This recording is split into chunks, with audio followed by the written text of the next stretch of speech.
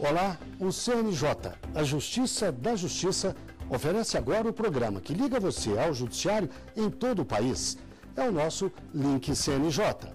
E nesta semana, temos uma entrevista exclusiva com a conselheira Maria Tereza Wille. Ela vai falar sobre identidade civil nacional. Em breve, todo cidadão vai poder andar com apenas um documento. É um avanço muito grande e eu espero que, de fato, este projeto, que eu reputo um dos grandes projetos de cidadania do país, venha a ser efetivamente implementado. Além da entrevista, o programa vai mostrar também. O Exército começa a destruir armas e munições que estão sob guarda judicial. 23 tribunais de justiça já instalaram as salas especiais para depoimentos de crianças e adolescentes vítimas ou testemunhas de violência. Um estudo da ONU Mulheres e da Universidade Federal do Ceará demonstra que mulheres agredidas têm queda de rendimento no trabalho e média salarial mais baixa. E vamos ver as notícias do CNJ e de tribunais pelos estados. O Link CNJ começa com uma reportagem especial sobre as salas especiais para depoimentos de crianças e adolescentes vítimas ou testemunhas de violência. Esses espaços, adaptados para as entrevistas, já foram instalados por 23 tribunais de justiça. O do Rio Grande do Sul foi o pioneiro. As salas são equipadas com tecnologia avançada de videoconferência em alta definição sem cabos, permitindo um tratamento mais adequado às crianças e adolescentes vítimas de violência e abuso sexual. O projeto Depoimento Especial começou no Rio Grande do Sul há 14 anos. Quem já participou de uma audiência tradicional verifica que quem está lá é o juiz, o promotor de justiça, o advogado, no mínimo um servidor, às vezes o próprio acusado. Mas mesmo que se tire o acusado, vão ter todas as pessoas lá dentro estranhas para quem está prestando depoimento, que ela está conhecendo no momento, e sem qualquer interação prévia. Agora imagine uma criança de 5, 6, ou pode ser um adolescente de 14, 15 anos, que vai falar sobre as suas particularidades, as coisas que mais doeram para ela, uma pessoa que ela não conhece. O depoimento especial assegura a criança e ao adolescente vítima e testemunha de violência o direito de ser ouvido em local acolhedor e que garanta a sua privacidade. Os técnicos conhecem os processos e o histórico do caso e obedecem o protocolo internacional. Servidores do quadro funcional do Judiciário são capacitados para atuar como facilitadores durante as entrevistas. Ele prioriza a narrativa livre dessa vítima que vem para a entrevista no depoimento especial. Então, esse é um cuidado muito importante, né? De deixar com que a criança possa falar naturalmente, abordar assim, o fato ocorrido a partir do ponto de vista dela, né? E que nós não corramos o risco de influenciar essa fala. A Corregedoria Geral da Justiça do Estado investe em campanhas de combate ao abuso e exploração sexual de crianças e adolescentes, alertando a população sobre a importância e a segurança da denúncia. Anualmente, magistrados e servidores realizam o curso de atualização. A previsão é que até o final de 2018, todas as comarcas do estado tenham salas para o depoimento especial. São duas salas. Uma é a sala de audiências tradicional, onde vai ficar o juiz, o promotor, o defensor, o próprio acusado. E na outra fica a criança ou adolescente com o técnico capacitado, né? Aqui a maioria são assistentes sociais, mas também psicólogos judiciários. O Rio Grande do Sul conta com 48 salas para depoimento especial. 2 ficam em Porto Alegre. A lei número 13.431 estabelece o sistema de garantia de direitos da criança e do adolescente vítima ou testemunha de violência. O sistema, que virou lei e entra em vigor em abril do ano que vem em todo o Brasil, vai necessitar de uma mudança cultural no país. A nossa cultura, e não digo dos juízes, dos promotores, né, dos advogados, é uma cultura adultocêntrica, que o maior aquele sempre está decidindo para o menor aquilo que é melhor para ela. Nós não perguntamos para a criança. Então, como está previsto na Constituição, na lei, que é direito da criança falar, e ela vai ter esse espaço para falar, que ela fale da melhor maneira possível. Isso tem que começar a ser ensinado nas universidades, tem que começar a ser exigido nos concursos. e não somente depois o profissional tomar posse e ter que realizar essa atividade. A entrevista especial desta semana é sobre a chamada Identidade Civil Nacional. Fernanda Mulayat. Em breve, aquela quantidade enorme de documentos que nós carregamos para todos os lados vai ser substituída por uma identificação única. É a Identificação Civil Nacional. Sobre este assunto, eu converso agora com a conselheira do CNJ, Maria Tereza Willi, que faz parte do comitê gestor que estuda essa nova carteira. Conselheira, afinal de contas, o que é essa nova identificação? Atualmente, nós temos inúmeros documentos. Cada estado tem um número diferente de RG. Né? Você tem o CPF, tem a carteira de habilitação, você tem a sua certidão de nascimento. Então, o brasileiro ele tem inúmeros documentos. E a ideia é ter uma identidade única nacional, para que todos os brasileiros tenham o mesmo modelo de documento nacional de identificação. E é justamente este modelo que nós estamos, através de um comitê gestor que foi instituído, e eu tenho a indicação da presidência, da ministra Carmen Lúcia, para representar o CNJ neste comitê, que estamos, então, discutindo as diversas etapas até que seja possível a consolidação do documento. Qual a importância de um documento como esse? Para que futuramente ela possa usar esse documento nacional de identificação para ter acesso a serviços públicos com maior velocidade. Por exemplo, se apresentar perante o Sistema Único de Saúde com um documento único que comprove que aquela pessoa é ela, que a pessoa que recebe aqueles medicamentos de fato está recebendo, para que não haja duplicidade no recebimento de benefícios como Bolsa Família. Você cruza várias bases de dados, né, e você tem uma base limpa que previne e combate a corrupção. A grande importância da conferência desses documentos é que você terá selos de segurança. Quais são os selos de segurança? O número do CPF, por exemplo, ele tem que bater com a biometria que é arquivada no Tribunal Superior Eleitoral, em seus bancos, né? Porque o eleitor ele tem a biometria. Então, essa biometria, ela corresponde a esse CPF e esses dados correspondem ao número único da certidão de nascimento que é regulamentada pela Corregedoria do CNJ. Então, se nós tivermos alguns elementos chaves de segurança em que você cruza esses dados, né? A importância do documento em si, do papel em si, da falsificação do documento em si, isso cai muito, porque o que importa é o cruzamento interno. Quando é que esse documento vai, de fato, passar a valer no país? Nós tivemos nas reuniões da comissão, nós tivemos já a aprovação do regimento interno, já tivemos a definição de critérios em relação à coleta biométrica. Qual será a coleta biométrica, né? Porque existem vários padrões. Então, será a mesma forma que o TSE adota, que é a mesma forma que a Polícia Federal também adota nos passaportes. Como será a fotografia? Já tem uma descrição técnica. Tivemos agora uma pesquisa também para verificar esses documentos eletrônicos que já estão sendo expedidos, como eles funcionam, de que maneira poderia se aproveitar essa tecnologia, a própria questão da urna, né, a urna digital, o voto digital, de que forma essas tecnologias poderiam ser aproveitadas para facilitar o documento, no sentido de segurança e também redução de custos. E quem fica responsável pela emissão desse documento? É um documento cuja responsabilidade ela é do Poder Judiciário, né, e do Poder Executivo. Tanto que nesse comitê você tem representantes do TSE, porque a própria lei estabelece que a base de dados do ICN, essa base de dados é uma base de dados que envolve dados pessoais do cidadão, né? Então, ela será armazenada e gerida pelo Tribunal Superior Eleitoral, que a manterá atualizada e adotará todas as providências necessárias no que diz respeito à integridade, disponibilidade, autenticidade e confidencialidade de seus conteúdos, bem como a interoperabilidade entre os diversos sistemas. Um outro detalhe também que eu gostaria de ressaltar, o número do CPF, recentemente a Corregedoria do CNJ editou 2 provimentos, um deles recente, determinando que a partir do nascimento, a certidão de nascimento, ela já sai com o CPF.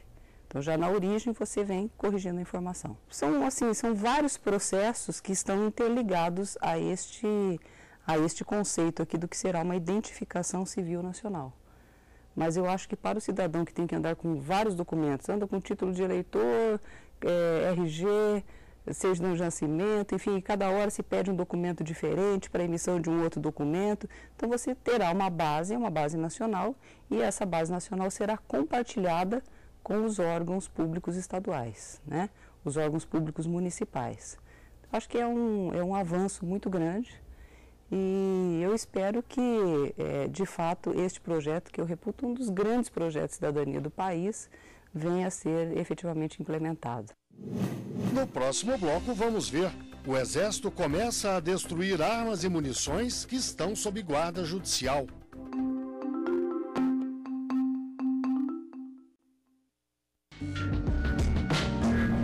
Ele tem 3 livros lançados, todos sobre direito autoral, e por isso mesmo gosta tanto de biografias. O advogado Eduardo Licurgo Leite é um dos convidados do Iluminuras. Eu gosto da vida, da história, das pessoas ou de fatos históricos. Já o poeta José Carlos Peliano, que acaba de publicar o primeiro romance, conta o que o faz escrever. A inspiração veio comigo desde criança. Onde eu morava não tinha muita criança por perto e eu tinha que inventar coisas para fazer. E a inspiração me ajudou.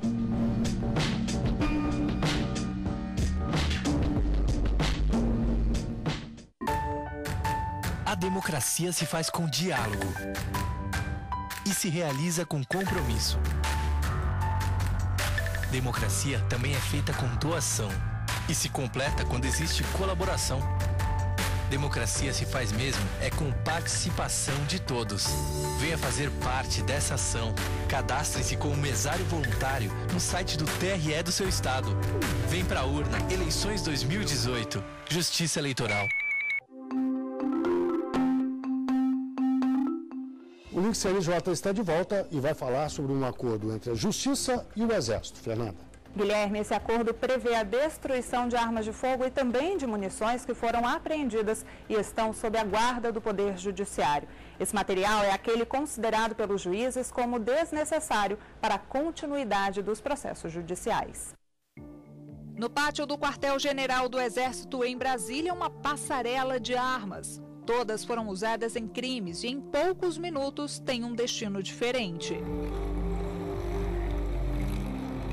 O fim de tudo isso é a destruição completa. Essa sucata vai direto para um forno. Vai ser derretida e virar metal para a fabricação de aço ou objeto de decoração como este. É o general Ivan Neiva o responsável pela fiscalização de produtos controlados do Exército. Cada arma que chega passa por uma rigorosa avaliação. Nós temos que ter todo o rastreamento dessa arma controlado.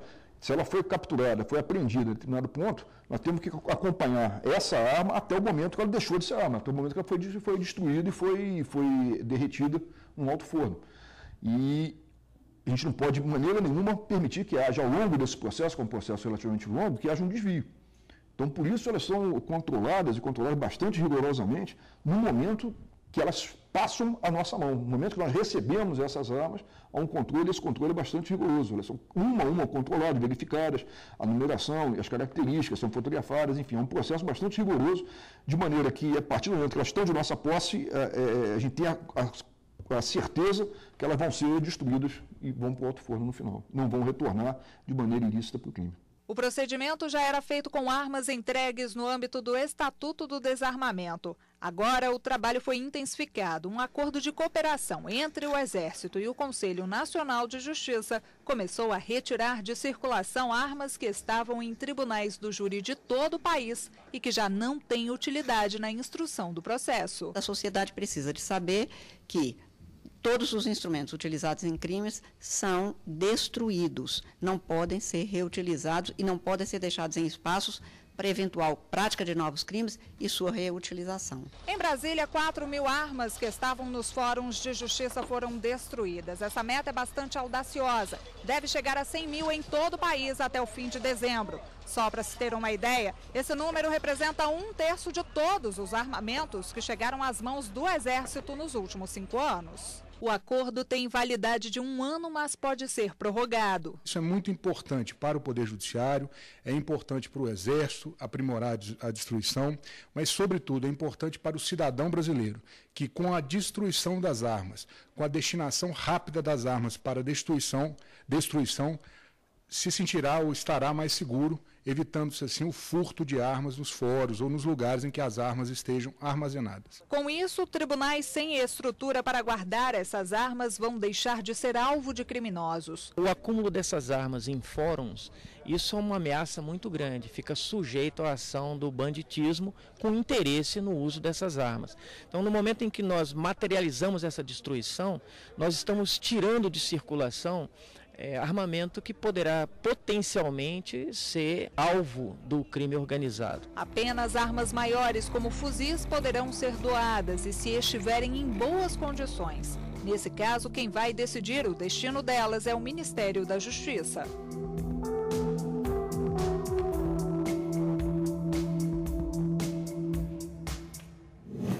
Fernanda, você fez também uma reportagem sobre um estudo da ONU Mulheres a respeito da violência doméstica. Justamente, Guilherme, essa pesquisa feita pela Universidade Federal do Ceará revela que as mulheres agredidas no Nordeste têm um rendimento menor no trabalho e também uma média salarial bem mais baixa.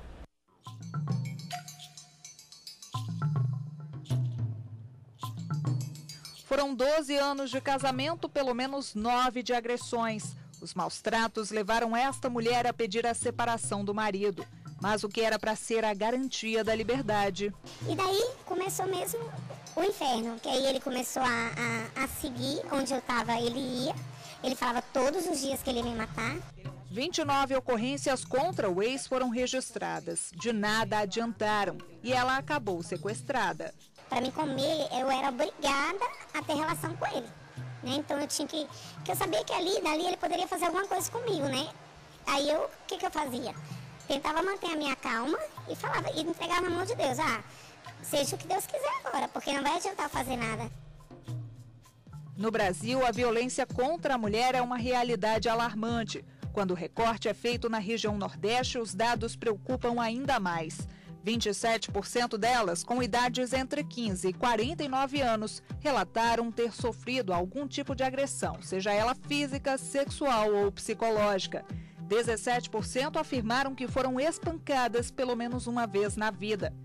Na lista das cidades mais violentas estão Salvador, Natal e Fortaleza. O estudo elaborado pela Universidade Federal do Ceará, em parceria com a Organização das Nações Unidas, foi feito com 10 mil mulheres nas 9 capitais nordestinas. Analisou o perfil dessas vítimas nos últimos 12 meses. Na maioria das vezes, elas são negras e têm menos condições econômicas. A violência doméstica, ela tem uma etiologia muito complexa. Ela é uma questão social, uma questão econômica, de direitos humanos, psicológica e etc. De um ano para cá, 11% das mulheres pesquisadas disseram que foram vítimas de violência psicológica, 5% de agressões físicas e 2% de estupro.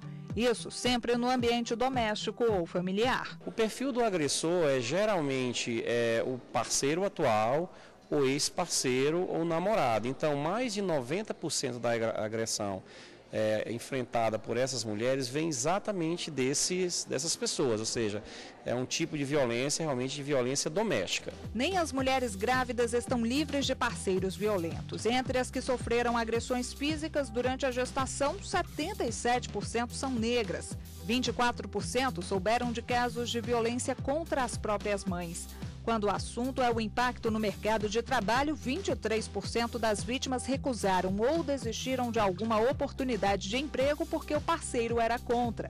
Elas também relataram que tiveram menor capacidade de concentração, de dormir bem e de tomar decisões. Para Maria da Penha, que deu nome à lei, o estudo é importante para que ações governamentais de combate à violência contra a mulher sejam implementadas. Esses dados vão facilitar criação de políticas públicas mais específicas, para atender a mulher, atender as crianças, a educação de uma maneira geral, para desconstruir o machismo da sociedade. O Conselho Nacional de Justiça quer reduzir essas tristes estatísticas, promove campanhas para estimular a paz em casa. E a mulher que quase morreu nas mãos do marido agora dá exemplo a quem passa pela mesma situação. mostra que, apesar do trauma, hoje está fortalecida. Sou muito forte, muito corajosa também. Guerreira, como diz a minha mãe.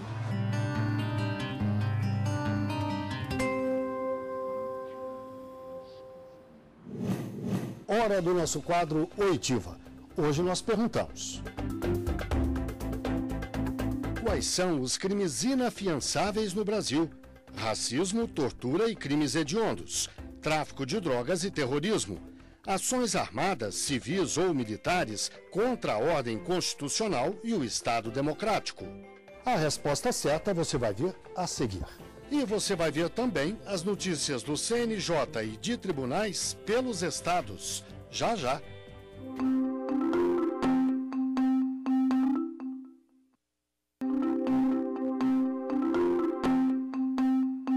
O Link CNJ está de volta com o nosso quadro Oitiva. Hoje nós perguntamos: quais são os crimes inafiançáveis no Brasil? Todas as respostas estão certas. São crimes inafiançáveis o racismo, a tortura, os crimes hediondos, o tráfico de drogas, o terrorismo e as ações armadas contra a ordem constitucional e o Estado democrático. Agora vamos ver notícias do CNJ. O Conselho fez uma audiência pública no último dia 11 para discutir a judicialização da saúde. Foram ouvidos profissionais e entidades ligadas ao setor dentro e fora dos governos. O objetivo foi acabar com dúvidas e agregar conhecimento para que o judiciário melhore as decisões ligadas à saúde. Representantes de 90 entidades participaram, 30 puderam se manifestar na tribuna. Eles falaram sobre o acesso a serviços de saúde por meio do SUS, o Sistema Único de Saúde, a responsabilidade dos entes federativos na garantia desse direito fundamental, o acesso a tecnologias em saúde, a falta de medicamentos essenciais e o papel do juiz. A audiência foi aberta pela presidente do Supremo e do CNJ, ministra Carmen Lúcia. A justiça é um fazer constante e, por isso, o Conselho Nacional de Justiça abre agora esse espaço para que, ouvindo todos, com as suas dificuldades, com os embaraços que são postos e até com proposições que acham viáveis, nós possamos cada vez mais aperfeiçoar, aprimorar os critérios e as ferramentas necessárias para que a gente tenha uma jurisdição mais, como eu disse, adequada e coerente com o que o cidadão precisa e espera do magistrado brasileiro. Os gastos excessivos com a compra de medicamentos de alto custo foram criticados. Várias pessoas afirmaram que a judicialização da saúde se tornou um negócio lucrativo. O juiz pode controlar todas as prescrições médicas que são levadas ao judiciário. Então, um pedido de medicamento nem sempre ele é procedente, não tem evidência científica e o juiz pode contestar isso e pode negar, portanto, uma liminar, desconsiderando o ato médico, aquela prescrição médica. Quando há judicialização, essa é a última expectativa do cidadão. Então, antes da judicialização, já existe uma política previamente estabelecida e que muitas vezes essa política é desconsiderada. Então, é preciso que haja também um respeito no que toca a essas políticas. A ministra Carmen Lúcia anunciou que o CNJ vai fazer uma outra audiência pública em fevereiro para ouvir novos argumentos. O desembargador Valtércio Ronaldo de Oliveira tomou posse no CNJ durante a última semana ordinária do ano. O novo conselheiro vai ocupar a vaga da Justiça do Trabalho, destinada aos magistrados de segundo grau. Valtércio é desembargador do Tribunal do Trabalho da 5ª Região, na Bahia. O recesso de fim de ano no CNJ será entre os dias 20 de dezembro e 5 de janeiro. E os prazos processuais estão suspensos entre o dia 20 de dezembro e 31 de janeiro. Vamos ao giro pelo Brasil? São as notícias que chegam de todas as regiões do país. A 12ª Semana Nacional da Conciliação terminou com números expressivos. Decisões que envolvem 1 bilhão e 400 milhões de reais foram homologadas em todo o país em 271 mil audiências. Tribunais federais, estaduais e do trabalho participaram da campanha promovida pelo Conselho Nacional de Justiça. No Pará, por exemplo, foram 10 mil audiências. Santa Catarina registrou o mesmo número. O Piauí também teve participação ativa, com 2.300 audiências. A conciliação permite a resolução de processos de forma pacífica, segura e rápida. Atualmente, mais de 74 milhões de ações tramitam no Judiciário brasileiro.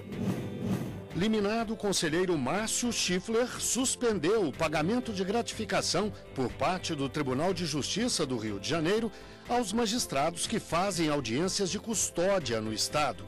Segundo o conselheiro, o pagamento é inconstitucional. O plenário do CNJ dará a decisão final. O Corregedor Nacional de Justiça considerou inadiável a modernização dos serviços de cartório. Para João Otávio de Noronha, o excesso de recursos, de ritos e o aumento de ações são algumas das causas da demora nos despachos judiciais. Segundo o ministro, os acordos firmados em cartórios contribuem para reduzir a busca pela justiça, mas é preciso mais suporte de corregedorias locais. As declarações foram dadas no primeiro encontro de corregedores do Serviço do Extrajudicial em Brasília. A Corregedoria Nacional também identificou problemas com segurança predial e informação em cartórios. Em um ano, o ministro João Otávio de Noronha visitou 13 estados. A vistoria levou em conta as reclamações da população que chegam à Corregedoria. 20 metas para os serviços extrajudiciais foram apresentadas e devem ser cumpridas até junho do ano que vem. Entre elas estão a criação de um ciclo de correição anual, a fiscalização contábil, financeira, trabalhista e tributária nos serviços extrajudiciais, a fiscalização do sistema Justiça Aberta, o desenvolvimento e a implantação do selo digital com QR Code e o desenvolvimento de estudos para a reestruturação dos serviços extrajudiciais. O Superior Tribunal de Justiça discutiu nesta semana em Brasília a formação de precedentes a partir de recursos especiais. Os ministros e professores de direito processual de todo o país fizeram uma análise do tema de acordo com parâmetros do Código de Processo Civil de 2015. Ao todo, 5 painéis foram apresentados durante o encontro. Eles tratam também de questões como o microsistema de demandas repetitivas e a suspensão de recursos individuais em andamento.